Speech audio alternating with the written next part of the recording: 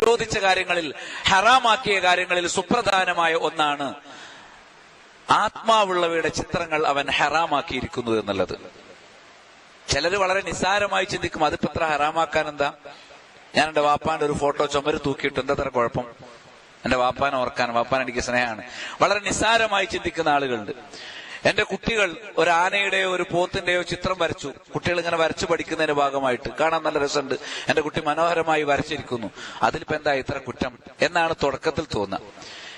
എന്നാൽ യഥാർത്ഥത്തിൽ ഇസ്ലാമിൽ ആ വിഷയത്തിൽ വല്ല വിധിയുമുണ്ടോ അത് നമ്മൾ പരിശോധിക്കേണ്ടതല്ലേ. അടിസ്ഥാനപരമായി തസ്വീർ, ആത്മാവുള്ളവയുടെ രൂപങ്ങൾ ഉണ്ടാക്കുന്നതിന്റെ ഇസ്ലാമിക വിധി എന്താണ്? തർക്കിക്കാൻ പഴുതില്ലാത്തവണ്ണം സുവ്യക്തമായി നിൽക്കുന്നതാണ് ഇസ്ലാം അതിൽ നൽകിയിട്ടുള്ള വിധികൾ മുഴുവൻ. കൃത്യമാണ്. അതായത് ഒരു ആശയക്കുഴപ്പത്തിന് പറഞ്ഞിട്ട് എനിക്ക് മനസ്സിലാകുന്നില്ല എന്ന് പറയാനില്ല, അത്രയും കൃത്യമായി പറഞ്ഞിട്ട് മനസ്സിലാകുന്നില്ലെങ്കിൽ പോലും നമ്മൾ ഒഴിവാക്കണം. കാരണം എന്താണ്? ഹലാല് വ്യക്തമാണ്, ഹറാമ് വ്യക്തമാണ്. അത് രണ്ടിനുമിടയിൽ അവ്യക്തമായ ചില മുത്തശാബിഹത്തുകളുണ്ട്. മുത്തശാബിഹത്താണെങ്കിൽ പോലും ഒഴിവാക്കലാണ് വേണ്ടത്. കാരണം എന്താണ്? മുത്തശാബിഹത്ത് പലപ്പോഴും ഹറാമിലേക്ക് വീഴാൻ സാധ്യതയുണ്ട്. അതൊരു അതിർത്തിയിൽ ആടിനെ കെട്ടിയിടുന്ന പോലെയാണ്. നമ്മുടെ പറമ്പ്, നമ്മുടെ അയൽവാസിയുടെ പറമ്പ്, നമ്മുടെ പറമ്പിൽ തന്നെയാണ് ആടിനെ കെട്ടിയിട്ടത്. പക്ഷെ നീളമുള്ള കയറാണെങ്കിലോ ആ ആടങ്ങനെ പുല്ല് കടിച്ച് കടിച്ച് അയൽവാസിയുടെ പറമ്പിൽ കയറും. അയാളെ സമ്മതമല്ലാതെ അവിടെ നമ്മുടെ ആടിനെ മേയ്ക്കുന്നത് ശരിയല്ലല്ലോ. അപ്പൊ അതിർത്തിയിൽ കെട്ടിയാൽ എന്ത് സംഭവിക്കും? അപ്പുറത്തേക്ക് പോകാനുള്ള സാധ്യതയുണ്ട്. അപ്പം ഹലാലാണോ ഹറാമാണോ എന്നും അവ്യക്തതയുണ്ടെങ്കിൽ പോലും നാം ചെയ്യേണ്ടത് എന്താണ്? ഉറപ്പുള്ളതിൽ നിൽക്കണം, അതാണ് വേണ്ടത്. അല്ലാതെ അവ്യക്തതയിൽ അത് ഉറപ്പാകുന്നില്ലല്ലോ എന്ന് കരുതി അതിൽ വീണാൽ ചിലപ്പോൾ ഹറാമിലായിരിക്കും പതിക്കുക. ഇത് വ്യക്തമായി നബി സല്ലല്ലാഹു അലൈഹി വസല്ലം താക്കീത് നൽകിയിട്ടുള്ള കാര്യമാണ്. സംശയമുള്ളതിൽ നിന്ന് സംശയമില്ലാത്തതിലേക്ക് നീങ്ങണം എന്ന് നബി സല്ലല്ലാഹു അലൈഹി വസല്ലം പഠിപ്പിച്ചിട്ടുള്ളതുമാണ്. അബൂ സാലിഹ് അദ്ദേഹം അബൂ ഹുറൈറ റളിയല്ലാഹു അൻഹു നിവേദനം ചെയ്യുന്ന ഒരു ഹദീസ് കാണാം. നബി സല്ലല്ലാഹു അലൈഹി വസല്ലം പറഞ്ഞു, യഖ്റുജു യൗമൽ ഖിയാമത്തി ഉനുഖും മിനൻ നാർ, അന്തിമ നാളിൽ നരകത്തിൽ നിന്ന് ഒരു കഴുത്തു പുറത്തേക്ക് വരും. നരകം എന്ന് പറഞ്ഞാൽ നമുക്കറിയാം, വിചാരണയുടെ മുമ്പ് നരകം കൊണ്ടുവരപ്പെടും. നമ്മൾ എത്രയോ തവണ ഓതി പഠിച്ചിട്ടുള്ളതാണ്. വജീഅ യൗമഇദിൻ ബിജഹന്നം യൗമഇദിൻ യതദക്കറുൽ ഇൻസാൻ വഅന്നാ ലഹു ദിക്റ. നരകം കൊണ്ടുവരപ്പെടും. അന്നേരം മനുഷ്യൻ ഓർക്കും, ഞാൻ അള്ളാഹുവിന്റെ കൽപ്പനകൾ പാലിച്ചില്ലല്ലോ എന്ന് അന്നേരം ചിന്തിക്കും. വഅന്നാ ലഹു ദിക്റ, ചിന്തിച്ചിട്ട് എന്തു കാര്യം? എങ്ങനെയാണ് നരകം കൊണ്ടുവരപ്പെടുക? 70,000 ചങ്ങലകളിലാണ് ഏറ്റവും വലിയ വലുപ്പവും ആഴവുമുള്ള നരകാഗ്നി ഉള്ളത്. ആ നരകത്തിന്റെ 70,000 ചങ്ങലകളിലും ഏറ്റവും വലുപ്പമുള്ള 70,000 മലക്കുകൾ ഉണ്ടായിരിക്കും. അങ്ങനെ 490 കോടി മലക്കുകൾക്ക് താങ്ങിപ്പിടിച്ചു വലിച്ചേച്ചു കൊണ്ടുവരാൻ മാത്രം വലുപ്പവും ആഴവുമുള്ള ഭീമമായ നരകാഗ്നി, അതിന്റെ തീനാളങ്ങൾ ഹുങ്കാരങ്ങൾ മുഴക്കി ഗർജിച്ചുകൊണ്ടിരിക്കും. അതിന്റെ ശബ്ദം കേട്ടാൽ ഏതൊരാളും ബോധരഹിതനായി നിലം പതിച്ചു പോകും. ആ നരകാഗ്നിയാണ് അതിന്റെ ഹുങ്കാരങ്ങളുമായി മഹ്ശറിൽ വലിച്ചേച്ചു കൊണ്ടുവരപ്പെടുന്നത്. അതവിടെ വെച്ചതിന് ശേഷമാണ് വിചാരണ ആരംഭിക്കുക. വിചാരണ ആരംഭിക്കുന്നതിന് മുമ്പ് നരകത്തിൽ നിന്ന് ഒരു കഴുത്തിങ്ങനെ ഉയർന്നു വരും. ലഹാ ഐനാനി തുബ്സിറാൻ, അവിടെ മഹ്ശറിലുള്ള ആളുകളെ തുറിച്ചു നോക്കിക്കൊണ്ടിരിക്കുന്ന 2 കണ്ണുകളുണ്ട്. വഉദുനാനി തസ്മാൻ, ശബ്ദം ശ്രവിക്കുന്ന 2 കാതുകളുണ്ട്. വലിസാനുൻ യൻതഖ്, സംസാരിക്കുന്ന ഒരു നാവുണ്ട്. തഖൂൽ, ആ നാവ് പറയും. നരകത്തിന്റെ നാവ് മഹ്ശറിൽ വിചാരണക്ക് മുമ്പ് സംസാരിക്കും. ഇന്നി വുക്കിൽതു ബി സലാസ, 3 ആളുകളെ തീർച്ചയായും ഞാൻ ഏറ്റെടുത്തു.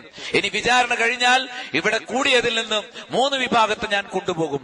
ആരാണത്? ബിക്കുല്ലി ജബ്ബാരിൻ അനീദ്, ധിക്കാരിയായ എല്ലാ സ്വേച്ഛാധിപതികളും, അതായത് അള്ളാഹുവിന്റെ ദീനിനെ അവഗണിച്ച മുഴുവൻ അഹങ്കാരികളെയും ഞാൻ ഏറ്റെടുക്കും. വബികുല്ലി മൻ ദഅ മഅല്ലാഹി ഇലാഹൻ ആഖർ, അള്ളാഹുവിന്റെ കൂടെ മറ്റ് ഇലാഹുകളെ വിളിച്ചു പ്രാർത്ഥിച്ചവൻ, അവനെ ഞാൻ ഏറ്റെടുക്കും. എന്നിട്ട് പ്രത്യേകം എടുത്തു പറഞ്ഞു, വബിൽ മുസവ്വിരീൻ, ചിത്രമുണ്ടാക്കുന്നവർ, ചിത്രം വരയ്ക്കുന്നവർ, മുസവ്വിറുകൾ, ഫോട്ടോഗ്രാഫർമാർ, അവർ ഞാൻ ഏറ്റെടുക്കും എന്ന് നബി സല്ലല്ലാഹു അലൈഹി വസല്ലമ ഗൗരവത്തോടു കൂടി നമ്മെ പറയുന്നു. ഇത് നരകം തന്നെ വിളിച്ചു പറയുമെന്ന്. സത്യത്തിൽ അള്ളാഹുവിനെ ധിക്കരിക്കുന്നവരെന്ന് പറഞ്ഞാൽ തന്നെ ചിത്രവും ജീവനുള്ളവയുടെ ചിത്രങ്ങൾ, മനസ്സിലായില്ലേ? നമ്മൾ ഇന്ന് സെൽഫിയുടെ കാലാണ്. ഒരാൾ ഫോൺ വാങ്ങാൻ പോകുമ്പോൾ ആദ്യം നോക്കുന്നത് ഏറ്റവും നല്ല ക്ലാരിറ്റിയുള്ള പിക്ചർ അവിടെ കിട്ടും. നല്ല നല്ല ഫോട്ടോകൾ പല രൂപത്തിലും താളത്തിലും ഏറ്റവും മനോഹരമായി എഡിറ്റ് ചെയ്ത് പ്രൊഫൈൽ പിക്ചറാക്കി വെക്കാനും ആളുകൾക്ക് അയച്ചു കൊടുക്കാനും ആൽബങ്ങൾ ഉണ്ടാക്കാനും, ഇങ്ങനെ പരലോകത്തെ പറ്റി ഒരു ചിന്തയില്ലാതെ ദുനിയാവിന്റെ ചില്ലറ ആസ്വാദനങ്ങൾ മുഴുകാൻ ഈ ചെറിയൊരു ഉപകരണം പലരെയും പ്രേരിപ്പിക്കാറുണ്ട്. അപ്പൊ ആളുകളൊക്കെ ഇതിന് പ്രാധാന്യം കൊടുക്കുമ്പോൾ നമ്മൾ സെൽഫിയുടെ പിന്നാലെ പോകണോ അതല്ല സലഫി ആകണോ എന്നത് നന്നായിട്ട് ചിന്തിക്കണം. ഇത് നിസ്സാരമായൊരു വിഷയമല്ല, മനസ്സിലായില്ലേ? ആളുകൾക്ക് സലഫി ആകുന്നതിനേക്കാളും ഇഷ്ടം നേരത്തെ ഞാൻ പറഞ്ഞ മാതിരിയാണ്. ഇതൊരു ചെറിയ വിഷയമല്ല. പ്രമാണങ്ങൾ എവിടെ നിൽക്കുന്നു, എന്തെല്ലാം കാര്യങ്ങൾ പഠിപ്പിച്ചിരിക്കുന്നു എന്ന് ആദ്യമായിട്ട് മനസ്സിലാക്കുക. ഒന്ന്, സ്വഹീൽ ബുഖാരിയിലും മുസ്ലിമിലും വന്ന ഹദീസ്. ആയിഷ റളിയല്ലാഹു തആല അൻഹ പറയുന്നു, റസൂലുള്ളാഹി സ്വല്ലല്ലാഹു അലൈഹി വസല്ലം പറഞ്ഞു, അശദ്ദുന്നാസി അദാബൻ യൗമൽ ഖിയാമ അല്ലദീന യുളാഹിഊന ബിഖൽഖില്ലാഹ്. അല്ലാഹുവിന്റെ സൃഷ്ടിപ്പിനോട് സാദൃശ്യം പുലർത്തുന്നവർ ഖിയാമത്ത് നാളിൽ ജനങ്ങളിൽ വെച്ച് ഏറ്റവും കഠിനമായ ശിക്ഷയ്ക്ക് വിധേയരാകുന്നവരാണ്. ഈ ഹദീസിന്റെ ശറഹുകൾ മുഴുവൻ എടുത്തു നോക്കും. അള്ളാഹുവിന്റെ സൃഷ്ടിപ്പിനോട് സാദൃശ്യം പുലർത്തുന്നവർ എന്ന് പറഞ്ഞാൽ അതുകൊണ്ട് ഉദ്ദേശിക്കുന്നത് എന്താ? ജീവനുള്ളവയുടെ ചിത്രം വരയ്ക്കുന്നവർ. അത് മനുഷ്യന്റെ ചിത്രമാണെങ്കിലും ആനയുടെ ചിത്രമാണെങ്കിലും സിംഹത്തിന്റെ ചിത്രമാണെങ്കിലും തത്തയുടെ ചിത്രമാണെങ്കിലും ഉറുമ്പിന്റെ ചിത്രമാണെങ്കിലും ജീവനുള്ള വസ്തുക്കളുടെ ചിത്രങ്ങൾ വരയ്ക്കുന്നവരെ കുറിച്ചാണ് ഈ ഹദീസ് എന്ന കാര്യത്തിൽ ഉലമാഇന് അഭിപ്രായ വ്യത്യാസമില്ല. 4 മദ്ഹബുകളിലും ഇതിന് ഇജ്മാഉണ്ട്. സ്വഹാബത്തൊന്നും ഇതിന് വ്യത്യസ്തമായി മറ്റൊന്നും മനസ്സിലാക്കിയിട്ടില്ല. എന്നിട്ടും നമ്മൾ ആലോചിക്കുന്നു, ചിത്രമില്ലാതെ ജീവിക്കാൻ പറ്റുമോ? റോട്ടിലേക്ക് ഇറങ്ങിയ എല്ലാ വലിയ പരസ്യ മതിലുകളിലും ഫോട്ടോകളാണ്, ചിത്രങ്ങളാണ്, അല്ലെ, മോഡലുകളാണ്. ആണും പെണ്ണുമായിട്ട് ഇങ്ങനെ നിറഞ്ഞു നിൽക്കാൻ. വീട്ടിൽ ചെന്നാലും വാപ്പാന്റെ ഫോട്ടോ, ആ കല്യാണത്തിന്റെ ആൽബങ്ങൾ, എല്ലായിടത്തും. ഫോൺ നിറച്ചാലോ ആയിരക്കണക്കിന് ചിത്രങ്ങളാണ് ഓരോരുത്തർ, സ്വന്തവും കുടുംബവും ബന്ധുക്കളും നാട്ടിൽ നിന്ന് എടുത്തതും അതേപോലെ തന്നെ വാട്സാപ്പിലൂടെ കടന്നു വരുന്നതും ഒക്കെ നമ്മളിങ്ങനെ സ്റ്റോർ ചെയ്ത് വെച്ചിരിക്കുകയാണ് എല്ലാവരും. അപ്പൊ ഇത്രയും വ്യാപകമായി സമൂഹത്തിൽ നിലനിൽക്കുന്ന ഒരു കാര്യം, അതിനെക്കുറിച്ച് തന്നെയാണോ ഇത് പറഞ്ഞത്? ഇത് ഈ ചിത്രത്തെ കുറിച്ച് അല്ലെങ്കിൽ മറ്റെന്തിനെ കുറിച്ചാണ് എന്നും എന്റെ ഈ സംസാരം അവസാനിക്കുന്നതിന് മുമ്പ് നിങ്ങൾ നന്നായിട്ടൊന്ന് ആലോചിക്കുക. ഒന്നാമത്തെ ഹദീസ്. രണ്ടാമത്തെ പ്രമാണം സ്വഹീഹുൽ ബുഖാരിയിലും സ്വഹീഹ് മുസ്ലിമിലും അതേപോലെ തന്നെ 6 ഗ്രന്ഥങ്ങളിലും സുനനുകളിലും എല്ലാം സ്ഥാനം പിടിച്ചിട്ടുള്ള ഒരു ഹദീസ്. നബി സല്ലല്ലാഹു അലൈഹി വസല്ലം പറഞ്ഞു, അന്ന നബിയ സല്ലല്ലാഹു അലൈഹി വസല്ലം ഖാൽ ഇന്ന അസ്ഹാബ ഹാദിഹി സുവരി യുഅദ്ദബൂന യൗമൽ ഖിയാമ. ചിത്രത്തിന്റെ ആളുകൾ അവർ ഖിയാമത്ത് നാളിൽ ശിക്ഷയ്ക്ക് വിധേയരാകും. യുഖാലു ലഹും, അവരോട് പറയപ്പെടും, അഹ്യൂ മാ ഖലഖ്തും, നിങ്ങൾ സൃഷ്ടിച്ചതിന് നിങ്ങൾ ജീവൻ നൽകുക.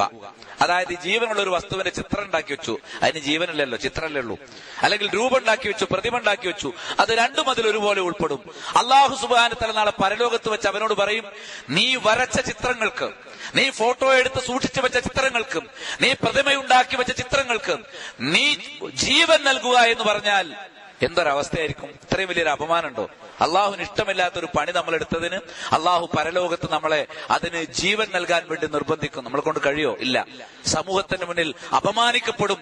അള്ളാഹുവിനെ ധിക്കരിച്ചവൻ എന്ന് അള്ളാഹു എല്ലാവരെയും അറിയിക്കുന്ന ഒരു സന്ദർഭമാണ് ചിത്രവുമായി നടക്കുന്ന ആളെ സംബന്ധിച്ചിടത്തോളം.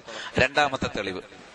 മൂന്നാമത്തെ പ്രമാണം സ്വഹീഹുൽ ബുഖാരിയിലും സ്വഹീഹ് മുസ്ലിമിലും ഇമാം അഹ്മദിന്റെ മുസ്നദിലുമെല്ലാം ഉദ്ധരിക്കപ്പെട്ട അബൂ സുർആ റളിയല്ലാഹു അൻഹു എന്നുള്ള ഹദീസ്. അദ്ദേഹം പറഞ്ഞു, ദഖൽതു മഅ അബീ ഹുറൈറത, ഞാൻ അബൂ ഹുറൈറ റളിയല്ലാഹു അൻഹുവിനോടൊപ്പം നടന്നുപോയി ദാറ മർവാൻ ബിൻ ഹക്കം, മർവാൻ ബിൻ ഹക്കമിന്റെ വീടിന്റെ അടുത്തുകൂടെ.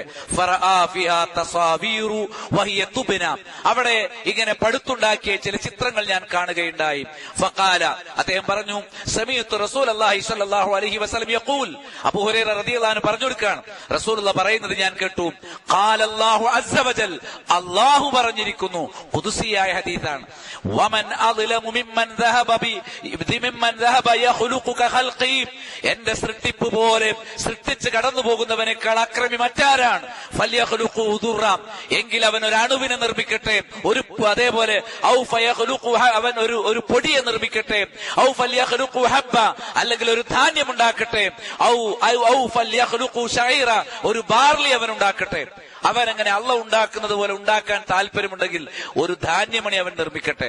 നമ്മളെ കൊണ്ട് ഒരു പൊടി പോലും ഉണ്ടാക്കാൻ പറ്റൂല എന്ന് അള്ളാഹു പറയുമെന്നാണ്. ഭൂമിയിൽ ചിത്രമുണ്ടാക്കി. അപ്പം ആ നാട്ടിലെ പ്രമുഖനായ ഒരു വ്യക്തിയുടെ, ഒരു പ്രഭുവിന്റെ വീടിന്റെ അരികിൽ ചിത്രങ്ങൾ കണ്ടതിനെ കുറിച്ച് അബൂ ഹുറൈറ റളിയല്ലാഹു അൻഹു കർശനമായി വിമർശിച്ചതാണ് ഇമാം ബുഖാരിയും മുസ്ലിമും ഉദ്ധരിച്ചിരിക്കുന്നത്. ഇനി നാലാമത്തെ പ്രമാണം സ്വഹീഹുൽ ബുഖാരിയിലും സ്വഹീഹ് മുസ്ലിമിലും അതേപ്രകാരം ഇമാം നസായിയുടെ സുനനിലും ഇബ്നു അബ്ബാസ് റളിയല്ലാഹു അൻഹുമ അദ്ദേഹത്തിൽ നിന്ന് നിവേദനം ചെയ്യപ്പെട്ടത്, അന്ന റജുലൻ ഖാല ല, ഒരു മനുഷ്യൻ ഇബ്നു അബ്ബാസിനോട് ചോദിച്ചു, ഇന്നി ഉസവ്വിറു ഹാദിഹി സുവർ, എനിക്ക് ഈ ചിത്രങ്ങളൊക്കെ വരയ്ക്കാൻ താല്പര്യമുണ്ട്, ഫഅഫ്തിനി ഫിഹാ, എനിക്കൊരു ഫത്വ തരൂ. എനിക്ക് ചിത്രങ്ങൾ വരയ്ക്കാൻ പറ്റും, എനിക്ക് ചിത്രം വരയ്ക്കാൻ അറിയാം, ഞാൻ നല്ലൊരു ചിത്രകാരനാണ്. ഫഖാല ലഹു, ഇബ്നു അബ്ബാസ് റളിയല്ലാഹു അൻഹുമാ അദ്ദേഹത്തോട് പറഞ്ഞു, ഉദുനു മിന്നി, നീ എന്റെ അടുത്തേക്ക് വാ. ഫതന, അദ്ദേഹം അടുത്തേക്ക് വന്നു. സുമ്മഖാൽ, അദ്ദേഹം പറഞ്ഞു, ഉദുനു മിന്നി, കുറച്ചുകൂടി അടുത്തേക്ക് വാ. ഫതന, അദ്ദേഹം അടുത്തേക്ക് ചെന്നു. അങ്ങനെ വളരെ അടുത്തെത്തി. ഹത്താ വളഅ യദഹു അലാ റഅസിഹി, ചോദ്യം ചോദിച്ച ചോദ്യകർത്താവിന്റെ തലയിൽ തന്റെ കൈവെക്കുമാർ അടുപ്പിച്ചു. അത്ര അടുത്ത് വെച്ച് തലയിൽ കൈവച്ചിട്ട് വഖാൽ, ഇബ്നു അബ്ബാസ് റളിയല്ലാഹു അൻഹുമാ അദ്ദേഹത്തോട് പറഞ്ഞു, ഇദാ ഉനബ്ബിഉക ബിമാ സമിഅതു മിൻ റസൂലില്ലാഹി സ്വല്ലല്ലാഹു അലൈഹി വസല്ലം, ചിത്രം വരയ്ക്കാൻ ആഗ്രഹമുണ്ടെങ്കിൽ റസൂലുള്ളാഹി സ്വല്ലല്ലാഹു അലൈഹി വസല്ലമിൽ നിന്ന് ഞാൻ നേരിട്ട് കേട്ടു മനസ്സിലാക്കിയ കാര്യം നിനക്ക് ഞാൻ വിവരിച്ചു തരാം. എന്താണ്? സമിഅതുഹു യഖൂൽ, നബി സ്വല്ലല്ലാഹു അലൈഹി വസല്ലം പറയുന്നതായിട്ട് ഞാൻ കേട്ടു, കുല്ലു മുസവ്വിരിൻ ഫിന്നാർ, ചിത്രമുണ്ടാക്കുന്ന എല്ലാവരും നരകത്തിലാണ്. ആമായ പ്രയോഗമാണ്. എല്ലാവരും, ചിത്രമുണ്ടാക്കുന്ന മുസവ്വിറുകൾ, ഫോട്ടോഗ്രാഫർമാർ, ചിത്രം വരയ്ക്കുന്നവർ, ശില്പമുണ്ടാക്കുന്നവർ, ജീവനുള്ളവയുടെ ചിത്രം വരയ്ക്കുന്നവരും ഉണ്ടാക്കുന്നവരും നരകത്തിലാണ്. യുജാലു ലഹു ബികുല്ലി സൂറത്തിൻ സവ്വറഹാ നഫ്സുൻ ഫയുഅദിബുഹു ഫീ ജഹന്നം, അവൻ എന്തൊക്കെ ചിത്രങ്ങൾ ഉണ്ടാക്കിയിട്ടുണ്ടോ അതിനെല്ലാം നാളെ ജീവൻ നൽകപ്പെടുകയും നരകത്തിൽ അതിന്റെ പേരിൽ അവൻ ശിക്ഷയ്ക്ക് വിധേയനാകപ്പെടുകയും ചെയ്യും എന്ന് റസൂലുള്ളാഹി സ്വല്ലല്ലാഹു അലൈഹി വസല്ലം താക്കീത് ചെയ്തു. എന്നിട്ട് ഇബ്നു അബ്ബാസ് റളിയല്ലാഹു അൻഹു ആ ചിത്രകാരനൊരു ഉപദേശം കൊടുത്തു. ഫഇൻ കുൻത ലാ ബുദ്ദ ഫായിലൻ, നിനക്ക് ചിത്രം വരയ്ക്കൽ നിർബന്ധമാണെങ്കിൽ, ചിത്രം വരയ്ക്കണ അത്രയും താല്പര്യമുണ്ടെങ്കിൽ, ഫസവ്വിരി ശജറ, നീ മരങ്ങൾ വരച്ചോളൂ. വമാ ലാ റൂഹ ഫീഹി, ആത്മാവില്ലാത്ത ഇവിടെ ചിത്രങ്ങൾ വരച്ചോളൂ. പ്രകൃതിയുടെ ചിത്രങ്ങൾ നിനക്ക് വരയ്ക്കാം, മരങ്ങൾ വരയ്ക്കാം, ചെടികൾ വരയ്ക്കാം, മലകൾ, സൂര്യൻ, ചന്ദ്രൻ, അങ്ങനെയുള്ള ചിത്രങ്ങളൊക്കെ നീ വരച്ചോളൂ. ഒരിക്കലും എന്ത് ചെയ്യരുത്, നീ ആത്മാവുള്ള ഇവിടെ ചിത്രങ്ങൾ വരയ്ക്കരുത്. ഫത്വ ചോദിച്ച ആൾക്ക് ഇബ്നു അബ്ബാസ് റളിയല്ലാഹു അൻഹുമാ നൽകിയ മറുപടി. മറ്റൊരു ഇപ്പോൾ കാണാം, മൻ സവ്വറ സൂറത്തൻ ഫഇന്നല്ലാഹ യുഅദിബുഹു ഹത്താ യൻഫഖ ഫീഹാ റൂഹു വലൈസ ബിനാഫിഖിൻ ഫീഹാ അബദാ. ഒരാൾ ഒരു ചിത്രം വരച്ചാൽ അള്ളാഹു അവനെ ശിക്ഷിക്കും. ആ ചിത്രത്തിന് ആത്മാവ് കൊടുക്കുന്നത് വരെ ശിക്ഷിക്കുന്നു. അവനോട് പറയും, നീ ആത്മാവ് കൊടുക്ക്. കഴിയോ? ആത്മാവ് കൊടുക്കാൻ കഴിയില്ല. അപ്പൊ തുടർച്ചയായിട്ട് ശിക്ഷിക്കപ്പെടുന്നതിന്റെ അർത്ഥം അവനത് കഴിയില്ല, അവന് അത് ആത്മാവ് ഊതാൻ കഴിയില്ല ഒരിക്കലും. വലൈസ ബിനാഫിഖിൻ ഫീഹാ അബദാ, ഒരിക്കലും അവന് അതിൽ ആത്മാവ് ഊതാൻ കഴിയില്ല. അല്ലാഹ് പറയും ചിത്രം വരച്ചവനോട്, നീ വരച്ച ചിത്രം, നീ എടുത്ത ഫോട്ടോ, നിന്റെ സെൽഫികൾ, അതൊക്കെ അവിടെ ഹാജരാക്കും. മനസ്സിലായി? ഇവിടെ ഡിലീറ്റ് ചെയ്താലും അവിടെ ഡൗൺലോഡ് ആവും, അതെല്ലാം അവിടെ നിരത്തും. എന്നിട്ട് പറയുമെന്ത്? തൗബ ചെയ്തിട്ടില്ലെങ്കിൽ, തിരുത്തിയിട്ടില്ലെങ്കിൽ അള്ളാഹു സുബ്ഹാനഹു വ തആല ജീവൻ കൊടുക്കുന്ന പറയും. ജീവൻ കൊടുക്കുന്ന പറയും. ആർക്ക് സാധിക്കും? ഒരിക്കലും സാധിക്കില്ല. ജീവൻ കൊടുക്കുന്നതുവരെ ശിക്ഷിക്കപ്പെട്ടുകൊണ്ടിരിക്കും. ജീവൻ കൊടുക്കാൻ കഴിയില്ല എന്നാണ്. ജീവൻ കൊടുക്കപ്പെടുമെന്ന് പറഞ്ഞാൽ കൊടുക്കാൻ ആവശ്യപ്പെടും, പക്ഷെ ഒരാൾക്കും അത് കൊടുക്കാൻ കഴിയില്ല. അത്രയും കഠിനമായി അള്ളാഹു സുബ്ഹാനഹു വ തആല ഗൗരവത്തോടെ താക്കീത് ചെയ്തതും വിലക്കിയതുമായ ഒരു സംഗതിയാണെന്ന് പലർക്കും അറിയില്ല.